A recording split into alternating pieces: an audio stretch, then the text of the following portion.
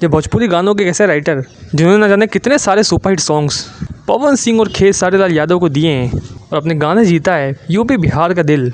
और जैसे कि आप सभी को जानकारी भी होगी कि श्याम देहाती जी अब इस दुनिया में नहीं रहे, जिसमें खेसारी लाल यादव, पवन सिंह और भोजपुरी के तमाम सुपरस्टार्स ने उनको श्रद्धांजलि अर्पित की है। तो जहाँ खेसारी लाल यादव का लाइव आकर विलक विलक कर रोना ये साफ तौर पर बताता है कि भोजपुरी के दो सुपरस्टार्स पवन सिंह और खेसारी लाल यादव के कितने चहीते थे श्याम देहाती। जो चाहे पवन सिंह हो चाहे खेसारी लाल यादव हो, उनके ज़्यादातर सुपरहिट गानों में श्याम देहाती का काफ़ी बड़ा रोल था, जो अपने कलम से ऐसे ऐसे गाने लिखते थे जिसको आप सभी ने साल 2019, 20 और 21 में काफ़ी सुना और पसंद भी किया। और ज़्यादातर भोजपुरी सुपरहिट गानों में इनका काफ़ी बड़ा योगदान भी है।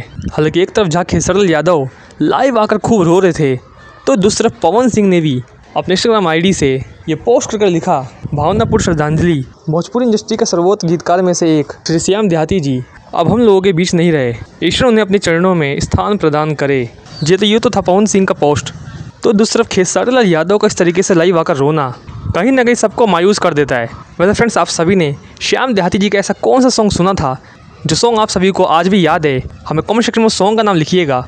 और इसके साथ साथ पवन सिंह और खेसारी लाल यादव के इस रिएक्शन पर आप सभी की क्या है राय, हमें कमेंट बॉक्स में बताइएगा। इस तरह खास अपडेट्स को पाने के लिए हमारे चैनल से मिलते हैं नेक्स्ट वीडियो में। तब तक के लिए धन्यवाद।